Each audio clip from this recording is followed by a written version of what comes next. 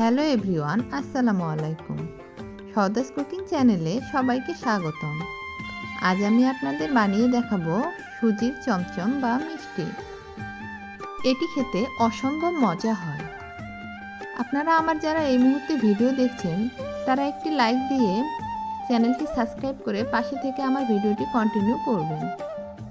এ পর্যায়ে সুজির চমচম বা মিষ্টি বানানোর জন্য আমি একটি প্যানে 1 চামচ ঘি নিলাম। ঘি মেল্ট হয়ে গেলে আমি তাতে হাফ কাপ সুজি দিয়ে সুজিটাকে সুন্দরভাবে ভেজে নিব।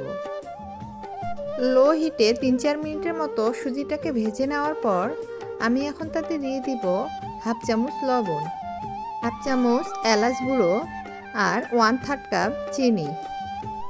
এখন চিনির সাথে সুজিটাকে আবারও কিছুক্ষণ ভেজে নিতে হবে। এরকম ভেজে নেওয়ার পর আমি এখন তাতে দিয়ে দিব 1 কাপ তরল দুধ। অবশ্যই হাফ কাপ সুজির জন্য 1 কাপ দুধ দিতে হবে। দুধ দেওয়ার পর অনবরত নাড়াচাড়া করতে হবে, কারণ সুজি তাড়াতাড়ি ঘন হয়ে যায়। যখন সুজির মিশ্রণটি এরকম প্যানের গা ছেড়ে আসবে আর একটা সফট ডো তৈরি হবে, তখন প্যান থেকে তুলে একটি আলাদা পাত্রে নামিয়ে নিতে হবে। এই ডোটি বেশি শক্ত করে ফেলা যাবে না। এ পর্যায়ে সুজির মিশ্রণটি যখন হাতে টাচ করার মতো ঠান্ডা হয়ে আসবে তখন একটু ভালো করে মথে নিতে হবে। এখন আমি এতে দিয়ে দিব 2 চামচ গুঁড়ো দুধ। এ পর্যায়ে আমি সুজির মিশ্রণের সাথে গুঁড়ো দুধগুলো ভালো করে মিশিয়ে নিব। এখন আমি হাতে কিছুটা ঘি লাগিয়ে নিয়ে একটু করে ডো নিয়ে প্রথমে গোল গোল করে ঘুরিয়ে তারপর একটা লম্বাটে শেপ দিয়ে মিষ্টি তৈরি করে নিব। আপনারা চাইলে গোল করে তৈরি করেও নিতে পারেন। এইভাবে আমি সবগুলো মিষ্টি বানিয়ে নিয়েছি। এখন মিষ্টিগুলোকে ভাপে দেওয়ার জন্য আমি একটি স্ট্রেনারের ওপর একটা পাতলা সুতির কাপড় বিছিয়ে দিয়েছি।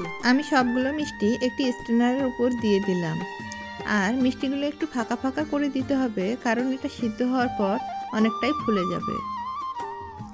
এখন আমি একটি হাঁড়িতে পরিমাণ মতো পানি দিয়েছি। যখন এরকম পানির বলক উঠে আসবে তখন আমি তাতে স্ট্রেনারটা বসিয়ে একটা ঢাকনা দিয়ে দিব। আমি ঢাকনা দিয়ে 10 থেকে 15 মিনিটের মতো অপেক্ষা করব। এখন আমি চুলা থেকে নামিয়ে ঠান্ডা হওয়ার জন্য রেখে দিব।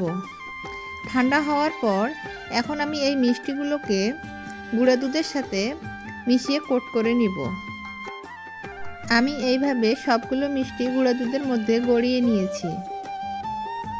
এই তো রেডি হয়ে গেল আমার সুজির মিষ্টি বা চমচম। তো ভিউয়ার্স, আমার রেসিপি যদি ভালো লাগে আপনারা বাসায় অবশ্যই ট্রাই করবেন।